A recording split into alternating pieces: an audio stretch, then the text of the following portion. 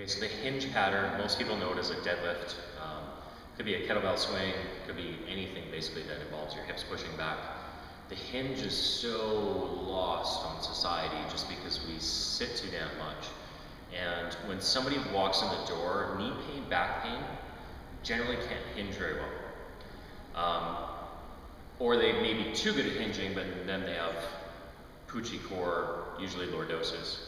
But the point is that most people have a very, very poor hinge. If you lose the hinge pattern out of all of the patterns, in my opinion, it's probably the worst one to lose. And so it's therefore the first one to master when somebody walks through my door. So what is a hinge?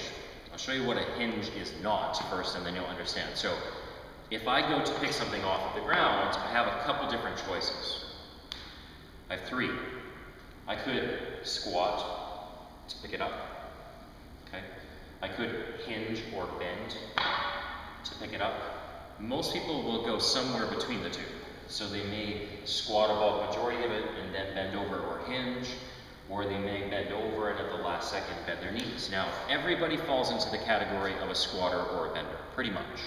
And it's just whether or not your body's decided based on femur length, height, limb length, and a bunch of other factors, whether or not it's smarter or more economical and efficient for you to bend from the knee and then from the hip, or from the hip and from the knee. And I generally classify people as benders or squatters. It helps me figure out which patterns to focus on first. I have another video for that, okay? Just to test which one you want. Now, for those of you that can't hinge, or have back pain, flat pancake butt, whatever, the point is you need to learn to stick your butt out. So again, what hinge is not is a squat. What a squat is very much movement coming from the hip, the knee, and the ankle at the same time. A good squat, generally the knee breaks first, a little bit, and then hips, knees, ankles are along for the ride, okay? Until they end up with whatever depth that it can accomplish. That's a squat. A squat is very much, you see the knees are moving. A hinge is not. The knees are softening. I never tell people to bend them, I tell them to soften them. How far back can I push the hip? A hinge is forward, backward. A squat is up and down. That is very much the difference between a squat and a hinge. Now, if you can't hinge, and you need to learn to hinge, usually it's because hamstrings are too tight, they're pulling in you, posterior pelvis tuck, lower back is tired all the time, possibly injured, okay? Or you have poor posture in the upper body. Doesn't matter. What are three things you can do to improve your hinge? The first one, most simple, you're going to take a doweling, broomstick, something of the sort. Broomstick goes behind the butt, hopefully under. First thing you do is take the weight out of your toes, put it into your heels. Okay? Toes don't have to be up in the air, doesn't hurt if they are. Can I keep my chest up and my back flat as I push the broomstick backwards? As soon as my knees start to need to bend to maintain a flat back, that's it. Push forward or pull the broomstick forward, squeeze your butt. Back, back, back, back, back, back, back, back, back. Notice that my knees are bent, but I am not bending them. I could just hip hinge, but because my hamstring tension forces me to unlock those knees, that's a good thing.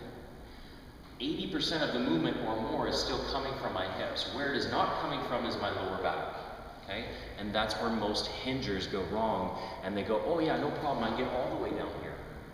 Through your lower back, not through your hips. So again, if you have to watch in the mirror, have somebody else or video it to make sure that you have a flat back. Now, that's one way. That's the easiest way because it gives you feedback of pushing something backwards. Now, my preferred way of doing this, just so you know what to do with your neck and you don't ET it, is I'm going to take a broomstick, back of the head, shoulder blades, and I'm going to use the other hand to push it on my tailbone. I need to maintain those 3 points of contact. Now, can I push the hips back again, all my weight's in my heels, and I'm going to go down, my knee can soften a little bit. How far can I push the ass end of the broomstick? Back, back, back, back, back. As soon as I can't, I'm going to lose 1 point of contact, okay? That may be the head, that may be the butt. As soon as you lose a point of contact, that's it. They have to maintain head, shoulder blade, tailbone. Good idea to test it both ways. So I'm going to go my other hand this time on the head, shoulder, tailbone. All my weight's in my heels.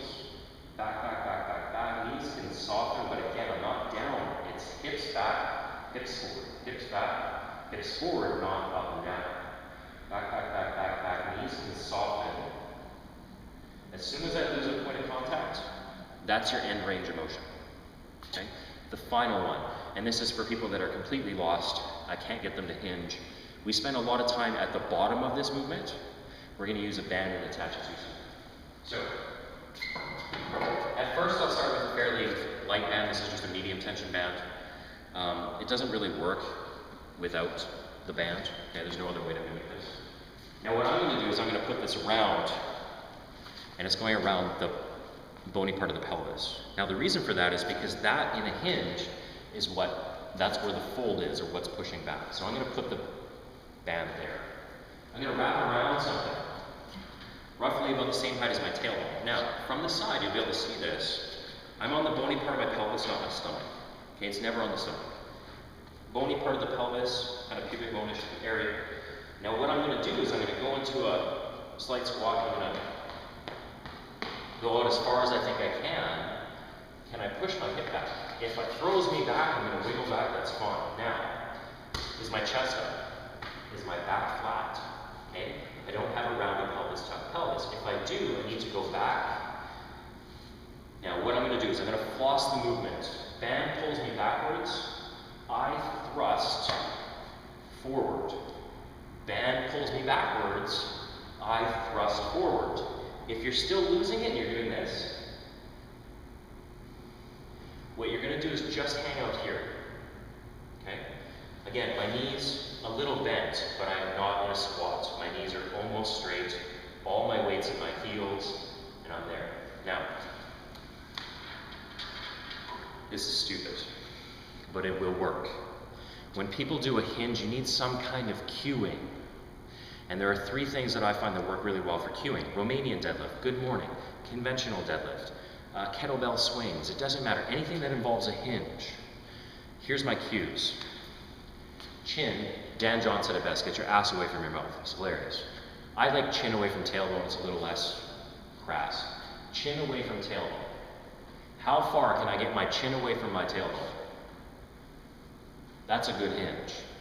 My next one, chest and butt, sticking out. Boom, sticking out.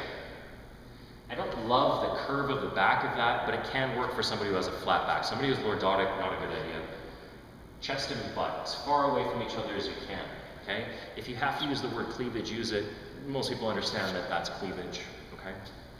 The very last one that works, and this is the one that seems to be the most vivid and works for everybody.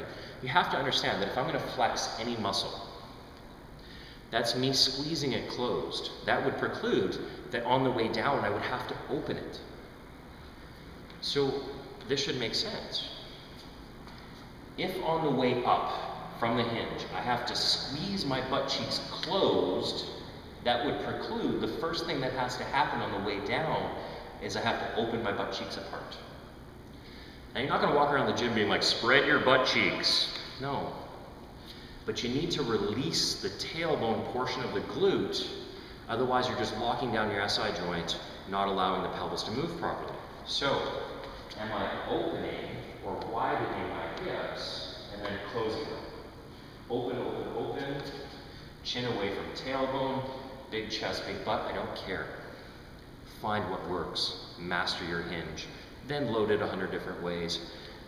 Load it unilaterally, do all that kind of stuff. Got questions? Let me know.